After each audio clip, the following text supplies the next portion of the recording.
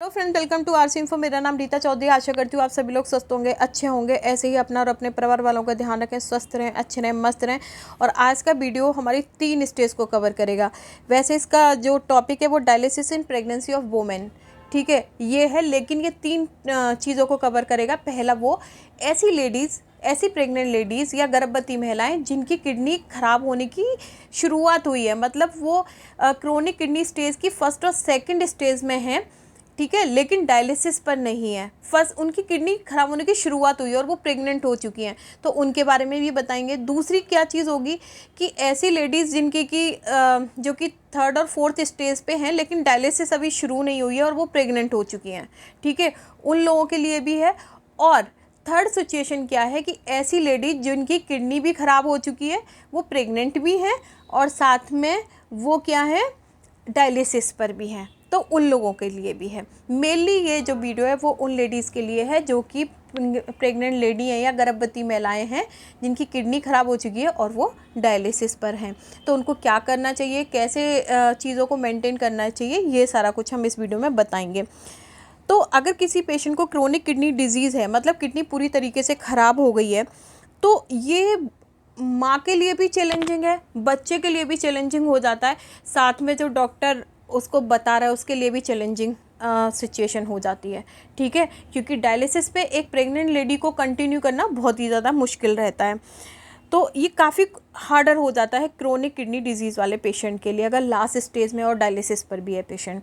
सबसे पहले हीमोडायलिसिस पे एक पेशेंट थी जिनकी की मतलब प्रेगनेंसी जो है बहुत ही ब्यूटीफुल तरीके से सक्सेस हुई थी, ठीक है। तो जो ये 1971 में हुआ था कि एक हमारे डॉक्टर थे कॉन्फर्टिनी, इन्होंने हीमोडायलिसिस पे रहते हुए एक पेशेंट की प्रेगनेंसी को सक्सेस कराया था।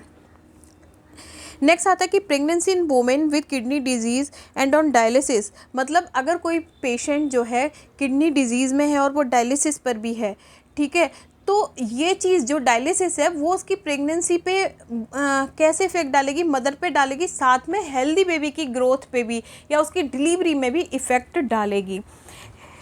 इसके अलावा एक चीज़ कहती है, हमारा अध्ययन कहता है कि 1 से 7% जो होती हैं वुमेन, वो क्या करती है, chance getting pregnant on dialysis. बहुत कम चांसेस होते हैं, मतलब 100 में से 1 से 7% चांसेस होते हैं कि कोई पेशेंट डायलिसिस पे हो और वो प्रेग्नेंट हो जाए।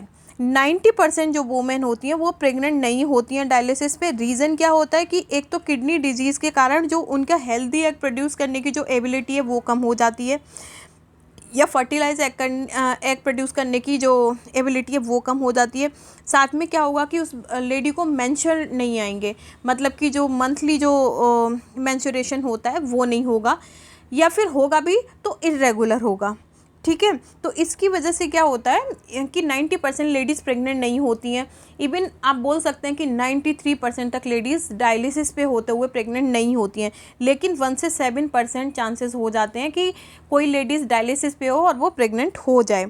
दिस इज़ कॉज्ड बाई, अब जो इरेगुलर हार्मोन ये जो होता है कि मेंस्ट्रुअल बंद हो जाता है, या फिर आप बोल सकते हैं कि बहुत इरेगुलर वेज पे आपकी जो मंथली प्रॉब्लम मेंस्ट्रुएशन आता है, तो वो क्या होता है, हार्मोन के इम्बैलेंस के कारण हार्मोन जो होते हैं हमारी बॉडी में इरेगुलर हो जाते हैं, उसकी वजह से ये प्रॉब्लम क्रिएट होती है। और ये हार्मोन इरेगुलर किसकी वजह से हुए, इम्बैलेंस किसकी वजह से हुए, किडनी डिजीज़ की वजह से।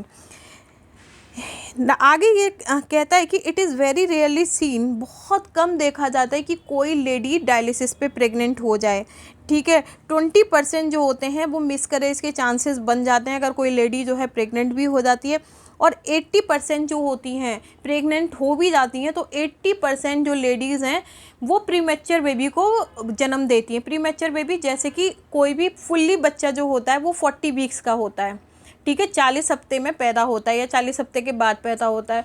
अब अगर किसी लेडी को किडनी डिजीज़ और वो डायलिसिस पे है, तो वो क्या करेगी, प्री मैच्योर बर्थ होगा, 32 वीक के बच्चे को जन्म देगी। नेक्स्ट है, is pregnancy recommended for women on dialysis, क्या डायलिसिस पे प्रेगनेंसी को रिकमेंडेड किया जा सकता है। Pregnancy generally not recommended for dialysis. अगर कोई भी लेडीज़ डायलिसिस पे है तो उसके लिए ये नहीं बोला जाता कि भाई तुम प्रेग्नेंट हो जाओ, बिल्कुल भी नहीं बोला जाता। डॉक्टर बिल्कुल भी रिकमेंड नहीं करते, बिकॉज ये क्या होता है, ये हाई रिस्क प्रेगनेंसी में कंसीडर की जाती है। हेल्दी किडनी, अब इसका रीज़न क्या है कि देखिए हमारी जो हेल्दी किडनी है, ये प्रेग्नेंट लेडी की जो हेल्दी किडनी है वो होल टाइम वर्क करती है, ठीक है, पूरे दिन वर्क करेगी। लेकिन अगर किसी लेडी की किडनी ख़राब हो जाए और वो प्रेग्नेंट भी है तो उसकी किडनी तो ख़राब हो गई है तो वो तो वर्क नहीं करेगी। अब अगर वो डायलिसिस सेंटर पे भी जाती है तो उसको पूरे हफ्ते में कितने दिन मिले, एक 24 घंटे हमारी किडनी काम कर रही है, और अगर वो वही चीज़ को डायलिसिस पे जाके मतलब अपनी किडनी को काम करा रही है तो उसको पूरे हफ्ते में केवल 12 घंटे मिले, क्योंकि एक डायलिसिस सेशन 4 आवर्स का होता है, ठीक है। तो उसको पूरे हफ्ते में कितने मिल रहे हैं, 12 घंटे। तो एक तो अगर वो प्रेग्नेंट है तो उसका वेस्ट प्लस बच्चे का वेस्ट, वो दोनों कहाँ होंगे, उसकी बॉडी में एक्यूमुलेट होंगे, जिससे कि बच्चे के लिए भी वो जो हार्मफुल है और मदर के लिए भी हार्मफुल है, ठीक है। इसीलिए जो प्रेगनेंसी है किडनी पेशेंट में क्या हो जाती है, और वो डायलिसिस पे हो तो वो बहुत ज़्यादा कॉम्प्लिकेटेड हो जाती है। During pregnancy healthy kidney work over time, वही चीज़ें जो मैंने अभी बताई कि baby release waste into the mother blood stream and she's also has increase amount of blood in her body. मतलब बेबी जो है वेस्ट को रिलीज़ करता है और वो उसके ब्लड में, मदर के ब्लड में चला जाता है। यही चीज़ है जो मैंने अभी बताई है। नेक्स्ट चीज़ आती है, can a women mild kidney disease have a baby. मतलब अगर किसी लेडी की थोड़ी बहुत अगर किडनी ख़राब हुई है तो क्या वो बच्चे को मतलब रख सकती है या प्रेग्नेंट हो सकती है। तो बहुत सारे ऐसे प्रमाण मिले हैं कि सजेस्ट किया जाता है कि women with very mild kidney disease, normal blood pressure हो और लिटिल या बहुत ना के बराबर उसके यूरिन में प्रोटीन आ रहा हो तो वो हेल्दी प्रेगनेंसी डेवलप कर सकती है। मतलब अगर स्टेज किडनी डिजीज़ की पहली या सेकंड स्टेज में पहुंची हैं या उसको किडनी खराबी हुई है और ऐसे समय में कोई लेडी प्रेग्नेंट हो जाती है तो बहुत ज़्यादा चांसेस होते हैं कि वो पूरे मतलब फुल्ली बेबी को जन्म देगी, उसकी प्रेगनेंसी ईज़िली मतलब ईज़िली हो जाएगी, बजाय CKD पेशेंट के, मतलब क्रोनिक किडनी डिजीज़ वाली पेशेंट के। In women with moderate to severe kidney disease, लेकिन इसी की एवज़ में अगर कोई भी लेडी, कोई भी वोमेन वो 3 to 5 स्टेज में पहुंच चुकी हो, मतलब 3, 4, 5 स्टेज वाली किडनी की स्टेज में पहुंच चुकी हो, तो दैट सिचुएशन में यही प्रेगनेंसी बहुत ज़्यादा कॉम्प्लिकेटेड होगी और बच्चे और माँ दोनों के लिए काफ़ी हार्मफुल होगी या कॉम्प्लिकेटेड हो जाती है या समस्याओं भरी हो जाती है, ठीक है।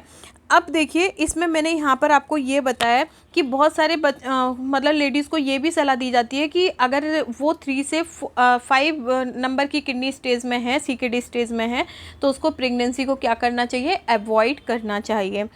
अब ऐसा उसे क्यों करना चाहिए, ऐसा उसे इसलिए करना चाहिए कि अगर वो क्रोनिक किडनी डिजीज़ की 3, 4, 5 स्टेज में है, ठीक है, तो 3 to 5 स्टेज में है, तो दैट सिचुएशन में माँ के लिए भी बहुत कॉम्प्लिकेशन होते हैं और बच्चे के लिए भी कॉम्प्लिकेशन होते हैं। अब वो कॉम्प्लिकेशन क्या होते हैं वो मैं बता देती हूँ कि मोस्ट इम्पोर्टेंट जो मैटरनल कॉम्प्लिकेशन है वो क्या होंगे, मिसकैरेज हो जाएगा, मतलब बच्चा समय से पहले जो है मिसकैरेज मीन्स की समय से पहले आ जाएगा, या फिर समय से पहले ही प्रीमेच्योर बेबी की बर्थ, क्या मतलब ऐसे ही बूढ़ 1-2 महीने का बच्चा ही निकल जाएगा बाहर, ठीक है। दूसरा प्लेसेंटा डिटैचमेंट, आपने देखा होगा कि अगर कोई लेडी प्रेग्नेंट होती है तो बच्चा और माँ का कनेक्शन प्लेसेंटा से होता है, एक नाल होती है उससे होता है। लेकिन अगर CKD स्टेज में है वो लेडी तो क्या होता है कि बहुत ज़्यादा चांसेस हो जाते हैं कि जो प्लेसेंटा है उसका कनेक्शन कट जाए, जिससे कि बच्चे के पास प्लेसेंटा कटेगा तो बच्चे को फीड ही नहीं मिलेगा अपनी माँ से, और दैट सिचुएशन में क्या होगा, बच्चा अंदर भी मर सकता है। एनीमिया हो जाएगा, एनीमिया मीन्स लेडी के अंदर खून की कमी हो जाएगी। प्रीमेच्योर रप्चर हो जाएंगी मेम्ब्रेन, मतलब जो भूड़ बनता है, ठीक है, जो फीटस है उसके चारों तरफ जो मेम्ब्रेन बनती है वो समय से पहले ही क्या हो जाएंगी, रप्चर होना शुरू हो जाएंगी। इन्फेक्शन हो सकता है उन मदर को। साथ में पॉलीहाइड्रोमिनोज एमिनोज, इसमें क्या होता है कि जो बेबी होता है, ठीक है, जो फीटस होता है उसके चारों तरफ जो एमिनोटिक फ्लूइड होता है वो इकट्ठा हो जाता है, ठीक है। उससे क्या होगा, पेशेंट जो है पेशेंट को जो होता है फ्लूइड की वजह से जो मेम्ब्रेन्स हैं वो रप्चर होने के चांसेस बढ़ जाते हैं। प्री टर्म बर्थ मतलब समय से पहले बच्चे का जन्म हो जाना, ये भी कॉम्प्लिकेशन है। अनकंट्रोल आर्टीरियल हाइपरटेंशन, क्या होगा, हाइपरटेंशन बढ़ जाएगी, मतलब बीपी बहुत ज़्यादा शूट कर जाएगा या बीपी बढ़ जाएगा माँ में। प्रीक्लैम्सिया एंड इक्लैम्सिया, ये दोनों अपोजिट है। प्रीक्लैम्सिया में क्या होगा, हाइपरटेंशन जो हो जाएगी, और इक्लैम्सिया में आल्सो हाइपरटेंशन भी होगी और इसमें एडिमा भी साथ में होगा, और पेशेंट बहुत ज़्यादा चांसेस हो जाते हैं कि जो वोमेन है वो किस में, कोमा वगैरह में भी जा सकती है। दूसरा हीमरेज, मतलब हीमरेज में क्या होगा कि अगर ब्लड वेसल्स फट जाती हैं, ठीक है, मेनली ब्रेन की ब्लड वेसल फट जाती हैं, तो उसे ऐसी सिचुएशन में हम क्या बोलते हैं, हीमरेज हो जाते हैं। नीड सिजेरियन सेक्शन, ऐसे सिचुएशन में अगर सीकेडी पेशेंट है तो उसको सिजेरियन सेक्शन की ज़रूरत होगी, नॉर्मल बेबी नहीं बर्थ होगा। मैटरनल डेथ, और बच्चे की माँ की मरने के भी चांसेस बढ़ जाते हैं। अब आता है हमारा preeclampsia and severe hypertension are the greatest risk factor of premature and other adverse outcome. Preeclampsia मतलब हाइपरटेंशन जो होती है, और प्रीक्लैम्सिया जिसमें कि आपका हाइपरटेंशन भी हो, ठीक है, एडिमा वगैरह भी हो, प्रोटीन भी आ जाए यूरिन में, तो ये जो सिचुएशन है ये बहुत ज़्यादा रिस्क फैक्टर पे होती है प्रीमेच्योर और अदर आउटकम्स के लिए में। The most common fatal complication, और फैटल को क्या मतलब बच्चे में क्या कॉम्प्लिकेशन आएंगे अगर कोई सीकेडी पेशेंट जो है प्रेग्नेंट हो जाती है तो। इंट्रा यूरिन ग्रोथ, अब क्या हो रहा है इंट्रा यूरिन ग्रोथ में, इंट्राग्रीन ग्रोथ होगी, acute and chronic fetal suffering होगा, ठीक है। साथ में क्या होगा, प्री टर्म बर्थ हो जाएगा, समय से पहले बेबी आ जाएगा, रेस्पिरेटरी डिफ़िकल्टी होगी, growth in neonatal intensive care unit, जो भी बच्चा होगा उसको आईसीयू में ही ग्रोथ कराना पड़ेगा। यूट्राइन एंड न्यूनेटल डेथ, अब क्या होगा कि ऐसा हो सकता है कि जो बच्चा है वो यूट्राइन या न्यूनेटल मतलब समय से पहले ही मर जाए, ठीक है। इसके अलावा हम जो देख रहे हैं वो देख रहे हैं, एक मिनट आगे आता है, recommended advice and target value in pregnant women on dialysis are.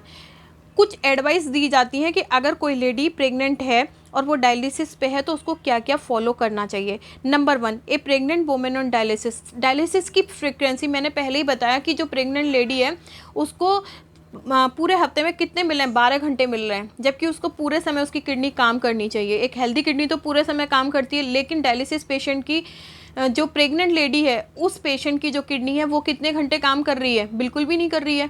तो ऐसी पेशेंट को क्या करना चाहिए, ऐसी पेशेंट को डायलिसिस की जो फ्रिक्वेंसी है वो बढ़ा देनी चाहिए। जैसे वो हफ्ते में 3 बार डायलिसिस ले रही है तो वो हफ्ते में 3 से 4 से 6 या 4 से 5 डायलिसिस ले, ठीक है। इसके अलावा उसको ब्लड प्रेशर कंट्रोल करने की भी सलाह दी जाती है फ्रीक्वेंट डायलिसिस के साथ में। रात की जो डायलिसिस है वो बोला जाता है कि रात में डायलिसिस ना ले ऐसी लेडीज़। मोर फ्रीक्वेंट डायलिसिस में क्या होगा कि अगर मोर फ्रीक्वेंट डायलिसिस अगर कोई लेडी लेती है तो जो प्रेग्नेंट लेडी है वो तरह तरह के फूड और एक न्यूट्रिएंट्स मतलब पोषक तत्वों से भरी हुई भोजन को ग्रहण कर सकती है या भोजन ले सकती है। साथ में एक अब ये क्यों ज़रूरी है, एक पोषक तत्वों से भरा भोजन एक गर्भवती महिला के लिए इसलिए ज़रूरी है क्योंकि अगर वो ये करती है तो उसकी प्रेगनेंसी में वो काफ़ी हेल्पफुल रहेगा। एक न्यूट्रिएंट डाइट जो है प्रेग्नेंट लेडी के लिए काफ़ी अच्छी रहती है। इंक्रीज रिक्वायरमेंट ऑफ प्रोटीन, सबसे ज़्यादा इसमें क्या होगा कि प्रोटीन की रिक्वायरमेंट उसको बढ़ानी पड़ेगी, साथ में विटामिन्स को भी लेना पड़ेगा, मिनरल्स की भी रिक्वायरमेंट बढ़ानी पड़ेगी, पर्टिकुलरली फॉलिएट की और आयरन की। इसके अलावा वो जो भी नॉर्मल खाना खा रही है उसमें उसको 300 कैलोरी और मतलब ऐड करना होगा, किस समय, 2nd और 3rd ट्रिमेस्टर के समय पे। Pregnant women should work with their renal dietitian, pregnant women को चाहिए कि वो जो रीनल डाइटिशियन है मतलब जो किडनी वाले पेशेंटों के लिए डाइट चार्ट तैयार करती है, ऐसी डाइटिशियन को मिलके अपने लिए चार्ट बनाना चाहिए और उस चार्ट को ही फॉलो करना चाहिए, ठीक है। और इसके अलावा जो प्रेग्नेंट वुमेन होती हैं उनको फ्रिक्वेंटली अल्ट्रासाउंड का एडवाइस की जाती है कि आपको फ्रिक्वेंटली अल्ट्रासाउंड कराते रहना है। ऐसा क्यों करना चाहिए? क्योंकि अगर वो फ्रिक्वेंटली अल्ट्रासाउंड कराते हैं डॉक्टर, तो उससे बेबी किस तरीके से ग्रोथ कर रहा है, उसका डेवलपमेंट कैसे हो रहा है, इसका पता चल जाता है। साथ में अगर कोई प्रॉब्लम होती है तो समय से पहले ही उस प्रॉब्लम को शॉर्ट आउट कर लिया जाता है, इससे पहले कि वो प्रॉब्लम बहुत ज़्यादा आगे जाके बढ़ जाए। ठीक है। और साथ में है कि अगर कोई लेडी पेरिटोनियल डायलिसिस पे है, एक पेरिटोनियल डायलिसिस भी दूसरा ऑप्शन है प्रेग्नेंट लेडी के लिए। तो अगर कोई लेडी पेरिटोनियम डायलिसिस पे है तो बहुत सारी लेडी जो है डिस्कम्फर्ट फील करती हैं कि मतलब बच्चे के ग्रोथ में, साथ में एब्डोमेन में फ्लूइड होता है तो उसकी वजह से। लेकिन पेरिटोनियम डायलिसिस कभी भी जो है बेबी के लिए और बच्चे के लिए हार्मफुल नहीं होती, सॉरी बेबी के लिए और मदर के लिए कभी भी हार्मफुल नहीं होती। If A pregnant women choose PD, her doctor में डिसाइडेड सप्लीमेंट हर पीडी। देखिए, अगर कोई भी लेडी पीडी चूज़ करती है, मतलब पेरिटोनियल डायलिसिस चूज़ करती है, या उसका डॉक्टर बताता है कि तुम पेरिटोनियम डायलिसिस लो, तो इसके लिए जो डॉक्टर है वो अलग से सप्लीमेंट देगा। मैंने पहले भी बताया कि जो लोग पेरिटोनियम डायलिसिस लेते हैं उन्हें नॉर्मल हीमोडायलिसिस पेशेंट की अपेक्षा ज़्यादा प्रोटीन लेने की ज़रूरत होती है। इसी तरीके से डॉक्टर जो है, अगर कोई प्रेग्नेंट लेडी पेरिटोनियम डायलिसिस को चूज़ करती है या डॉक्टर उसको एडवाइस करता है, तो दैट सिचुएशन में उस प्रेग्नेंट लेडी को एक्स्ट्रा में वो सप्लीमेंट्स जो डॉक्टर होता है उसका एक्स्ट्रा में सप्लीमेंट भी बताता है। ठीक है। And she gets closer due to date answer the blood is being clean and thoroughly possible. और पीडी के द्वारा जैसे हीमोडायलिसिस पे ब्लड क्लीन होता है, वैसे ही पीडी पर भी ब्लड जो है क्लीन होगा उसका। इसको ऐसी लेडीज़ को जो कि प्रेग्नेंट है और सीकेडी स्टेज में है, उसको अपना डायसिस्टोलिक प्रेशर, मतलब नीचे वाला, एक तो ऊपर वो वाला होता है कि 190 150, उसके अलावा नीचे दिखता है आपको 40 50 60, तो डायसिस्टोलिक जो प्रेशर है वो क्या करना चाहिए? मेंटेन करना चाहिए। जो कि कितना मेंटेन करना चाहिए? 80 से 90 mmHg। अगर इससे एबव जाता है तो तुरंत डॉक्टर को दिखाना चाहिए। कुछ मेडिकेशन अवॉइड करनी चाहिए, जैसे कि कुछ डायूरेटिक्स होते हैं, एसी ही एंजियोटेंसिन कन्वर्टिंग एंजाइम के लिए। ठीक है। इन्वर्टर्स, अब ये क्या होते हैं, किस में काम आते हैं, अगर आपको पूछना हो तो मैं अलग से बता दूंगी। Prevent hypotension and volume decrease, क्या करना चाहिए? प्रिवेंट करना चाहिए हाइपोटेंशन को और वॉल्यूम के डिक्रीज होने को। Maintain pre dialysis blood urea nitrogen, blood urea nitrogen को भी मेंटेन रखना चाहिए ऐसी लेडीज़ को।